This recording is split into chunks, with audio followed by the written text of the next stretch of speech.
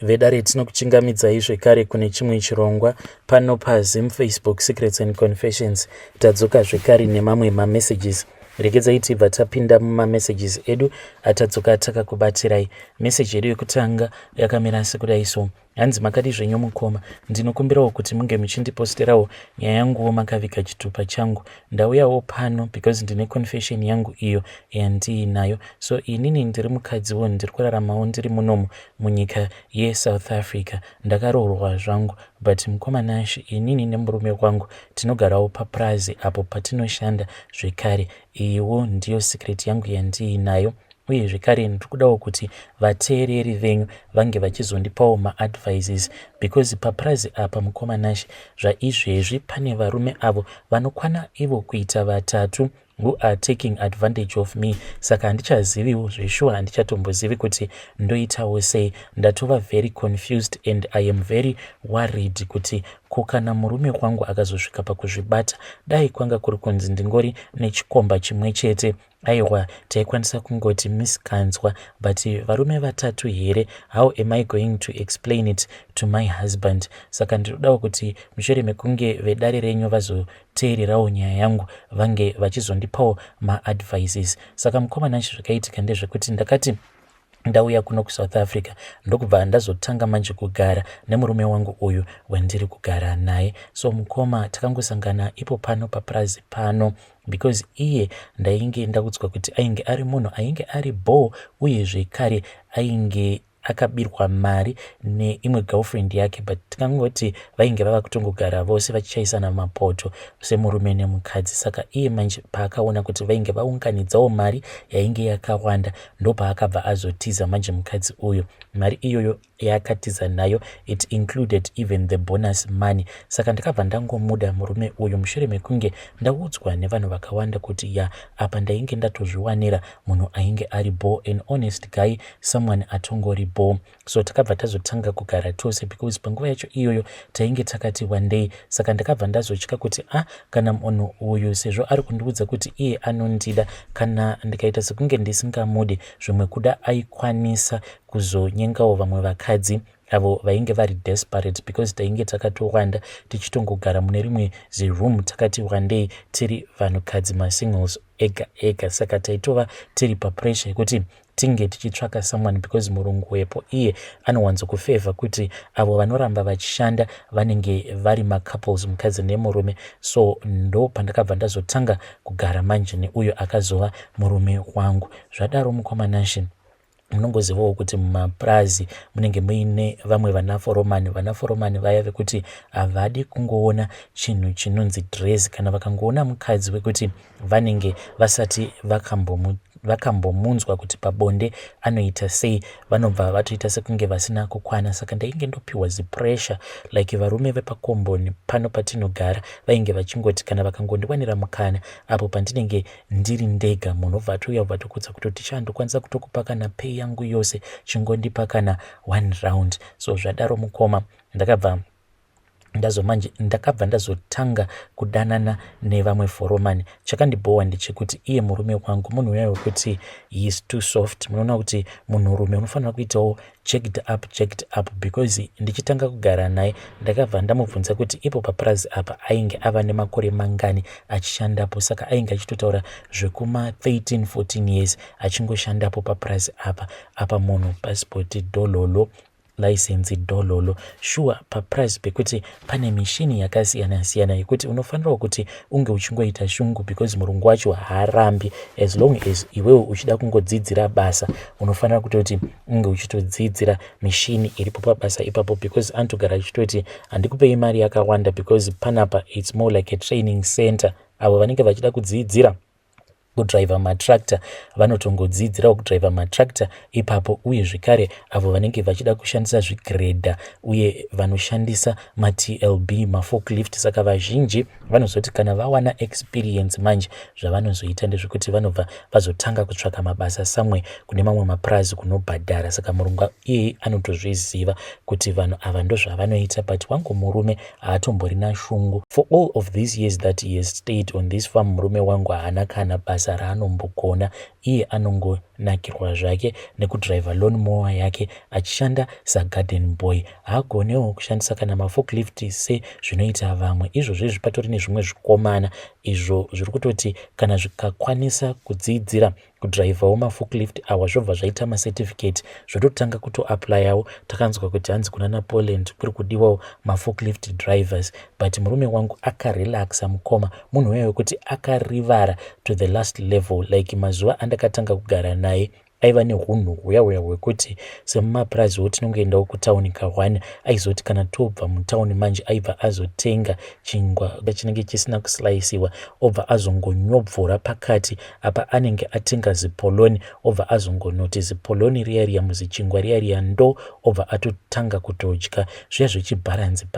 Munhu uya akanyanyisa kurelaxa, saka takabva tatanga kunetsana because ndakamuti kana inini ndichishanda muchishanda munotadza nei kuti munge muchienda kumusha kunotora license but vanyazokuona kuti munhu uyu haatomborina kana dhiri, because kuti unge uchinzi munhurume munhuwo unofanira kuvawo nedrivers license kana uri murume. That is what I told him, but hey, munhu uyu ane kamwe kakurivara kanobohwa. Saka munongoziva kuti mumarelationships dzimwe nguva munogumisidzirawo mava kunetsana, ende kana murume akaleka semalekero akaita murume wangu, iwewe unenge wava kutozviona sekunge ndiwe baba ndiwe amai. Saka there was this other guy ndiforomani zvavo, saka ndakabva ndangotanga kungowirirana navo because tose tinoyera mutupo umwe chete, saka tainge tichingoitana bhudhi nasisi.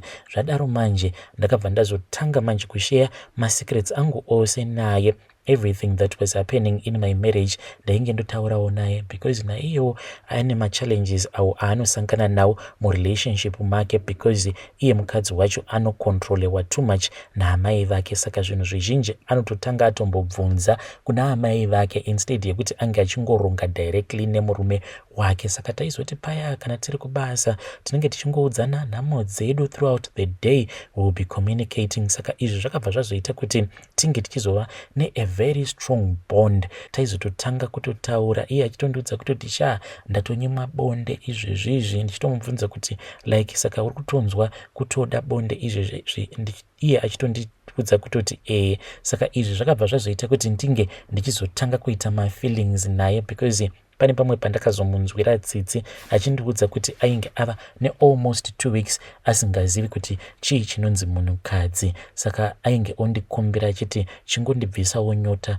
sarwira. So ndopatakabva tazosarudza kuti it was far much better kuti tinge tichimbobvisana nyota, because semurume wangu ndainge ndava kusatombomufila zvachose. Then there was this other night, murume wangu iye ainge anetsana neni, takati tanetsana kudaro ndokubva azobuda akabva azoenda akabva anonwa doro ndokubva adzoka.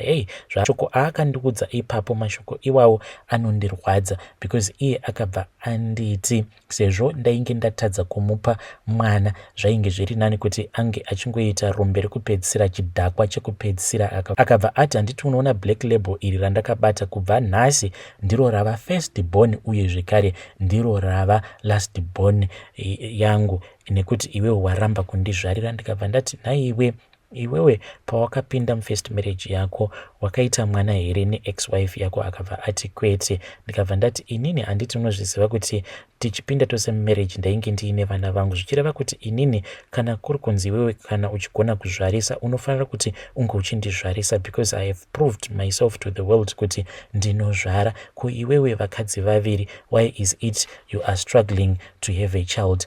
Mukomanashi munhu akabva atsamwa ndokubva abuda achipopota achiti wandijairira, akabva aenda kudoro. Saka akazoti aenda kudoro paya usiku hwose ainge ariko kudoro. I felt so lonely mukoma. Ndikabva ndatanga manje kutaura nemuneighbor wedu uyo, iyewo saidi rake ange achitocomplain achitoti ndatosuwa bonde izvezvizvi, munhu akatorara akandifuratira. Saka ainge achida kuti ange achiuya kuzoita bonde nini that same night, but ndakabva ndatya manje ndikati kana tikabatwa ngatizviitei mangwana, because murume wangu ainge ati makuseni ainge achida kumukira mutown, because ainge achiti wandishora wati handizvari, saka ndoda kuenda kunotsvaka guchu ndinge ndichizokupedzera. So mangwana acho makuseni murume wangu akabva abudawo nemukadzi wemurume uyu wandakazotanga kudanana naye, naiyewo akabva abuda achienda kutown. Zvino vakati vaenda kutown mukoma ndo patakabva tazosara tichiita bonde. Saka paakatopinda mumba mangu akanyatsokumeka shuwa kuti hakuna kana akamuona. Takatoita bonde redu masikati ose, ndainge ndakangomukira mumba ndikatomubikira ndikatomuitira everything. Zvino mukoma Nashe akazoti ava kubuda mumba mangu ndo paakabva azoonekwa nethis other guy. Saka mufesi uyu akangoitawo zvekungodongorera ari murumu make, akatoona mufesi uyu achitobuda murumu mangu achitorakidza kuti munhu atobva mukunoita bonde neni. Saka iye haana kana kumbojambisa, akabva aramba akanyarara. Zvino takazoti tava kubasa, that other guy akabva azouya apo pandainge ndiri ndichishanda, akabva ati ndinozviziva kuti iwewe naneighbor wako munorara mose. Ndakambozama kuramba ndokubva azondirakidza vhidhiyo, ndikatoona kutoti apa zvainge zvatodhakwa. Akabva ati ainge achida kuti ange achizorakidza murume wangu vhidhiyo remufesi uyu wandinodanana naye achibuda murumu medu. So mukoma iye akabva ati aikwanisa kudhilita vhidhiyo iroro unless kana ndamupawo. Saka mukoma at the end of the day left without a choice. Ndakabva ndatongoona kutoti zvainge zviri nani kuti munhu uyu ndinge ndichimupa. Saka ainge akati kana ukangondipa ka1 inini ndinenge ndatova ball baby. Saka takaita like the first time, tikabva taita zvekare like the second time. Saka iye anonditi like what I experience when I'm with you, I have never experienced something like that. Zvinova zviri zvinhu zvekuti zvava kutondinetsa, handichatoziviwo kuti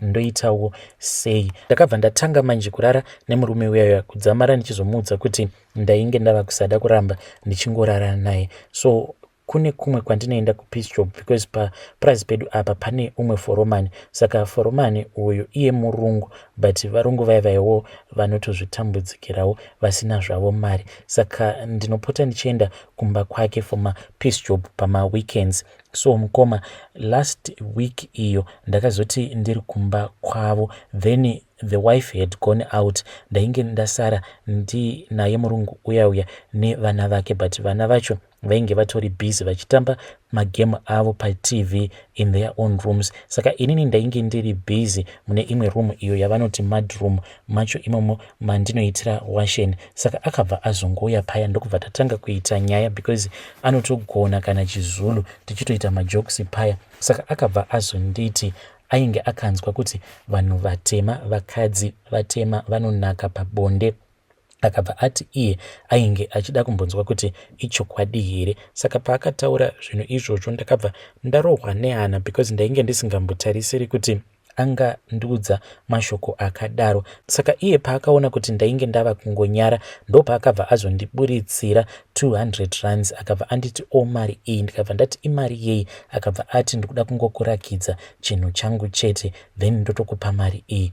Mukoma ndakabva ndati iri bo. Akabva ati okay, wabvuma here? Ndikabva ndati ehe. Mukoma Nashe akabva azondirakidza chinhu chake chiya ndokubva azomboenda akabva azonocheka vana vake. Akabva azodzoka manje akabva ati ndikuda kuti unge uchibata chinhu changu ichi. Ndokubva atokiya room zvekare. Ndokubva ati handei tinge tichinomira padhuze nepawindo kuitira kuti tinge tichizoona movement kana kuri kunzi mukadzi wangu kana adzoka. So takabva tazoenda tikabva tanomira padhuze newindo paya ndokubva azoburitsa zvekare chinhu chake. Akabva anditi ndinge ndichichibata. Saka akatondibatisa chinhu chake.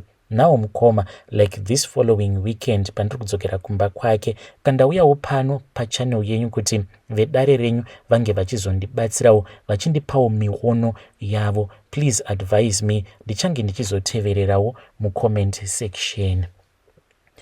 Vedare ndo message iyo yandakatumidzirwa ichibva kuna vahanzvadzi vedu. Zvakangoma hazvo veduwe. Please ngatizamei kuti tinge tichitaura navo vahanzvadzi vedu ava mucomment section. Strange things indeed they do happen in this world. Pakaipa hanzi ndiri kutorerwa advantage nevarume vatatu. Rekedza tibva taenda panyedu inotevera. Nyedu inotevera yakamira sekudai so. Hanzi makadi zvenyu mukoma, ndinokumbirawo kuti munge muchindiposterawo nyaya yanguwo makaviga chitupa changu. Inini ndiri mudzimai, ndine makore 22 ekuberekwa. Ndauyawo pano kuti ndinge ndichizokonfesa. Saka mukoma inini ndiri kushandisa umwe mushonga, but mushonga uyu ndakaupiwa naamai vangu and it has been 6 months now that I have been married. Saka nemukomana wangu uyu takasanganawo online, then mushure mekunge tasangana online ndopaakabva azoya kuZim. Saka paakauya kuZim ndakabva ndatoti zvainge zviri nani kuti ndinge ndichingomuintroducer kuvabereki vangu because I wanted to be open with my parents. Saka panguva yacho kurara naye ndainge ndisingadi. Zvino akazoti paainge ava kuda kudzoka kuSouth Africa akabva ati baby, but unombozviziva here kuti zvakakosha kuti iwewe neni tinge tichirara tose because inini zvandava kudzokera kuSouth Africa kana ndikagara ndarara newe ndendava kutoziva kutoti watova mukadzi wangu. Saka ndakabva ndazobvuma paya tikabva tazorara tose. Ndakabva ndatobatira pamuviri. Mushure mekunge ndabatira pamuviri ndakabva ndazoudza amai kuti ndainge ndafunga kuti ndinge ndichitevera murume wangu. Saka ivo amai vakabva vazonditi ndisati ndatevera murume wangu kuSouth Africa pane umwe mukadzi uyo wavainge vachida kuti ndinge ndichizotaura naye first. Saka mukadzi uyu iye anosanganisa like zvechiprofita uye zvekare achiita zveun'anga. Saka mukomana acho takabva tazoenda kumba kwavo amai vaivaya. Takati tasvika kuya ivo vakabva vazoti vainge vachiona kuti inini ndainge ndiine sari mweya wainge usingadi kuti ndinge ndichipinda mumarriage. Saka kana ndainge ndichazoenda kuSouth Africa vasina kundipa mishonga, marriage yangu yainge ichazoparara. So mukoma ndakabva ndazonzi ndaifanira kuti ndinge ndichipiwa mimwe mishonga. Saka mishonga mimwe yacho yandakapiwa ndakanzi ndinopota ndichisanganisa nepowdered ginger ndobva ndaita tea so as to warm up my body. Uye zvekare ndine mimwe mishonga iyo yandakapiwa. Saka mishonga iyi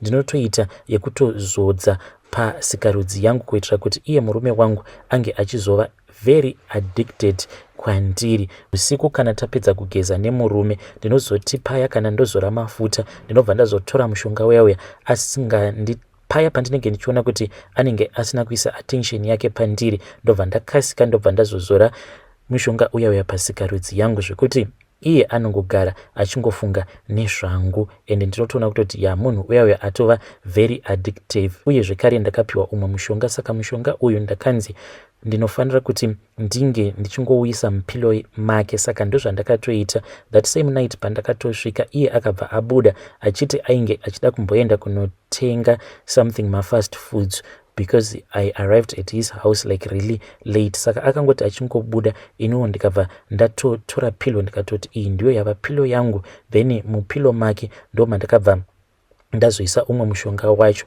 Ende kana ndakazvitarisa mukoma ndinotoona kutoti mushonga wacho unoshanda. Mukoma aiwa mushonga uyu unondishandira. But ndava kutya manje kuti zvinhu izvi zvandiri kuita maybe mishonga iyi kana ikazo expire hapasiripo here pekuti ndinozotanga kurohwa nemurume. Zvaizvezvi kana hama dzake dzinongoti hameno maybe inhau yekuti muchiri paromantic stage but hey love yacho yamuri kurakidzwa amai guru. This will be his sisters vachiti hatisati takambomona achida munhu like madiro aari kukuitai. Munoti hamuna zvamakamuita imimi. So mukoma when they say that ndinobva ndanzwa hana yangu ichirova. Saka ndinodawo kuti vedare renyu vange vachindibatsirawo mucomment section. Ndoita sei, ndorasa here mishonga iyi yandakapiwa? Vedare ndo message iyo yandakatumidzirwa ichibva kune mwanasikana uyu. Ngatizamei kuti tinge tichitaura naye mwanasikana uyu. Hanzi ndinotya kuti zvimwe kuda mishonga iyi inokwanisa kuzosvika pakuexpire. Strange things indeed they do happen in this world.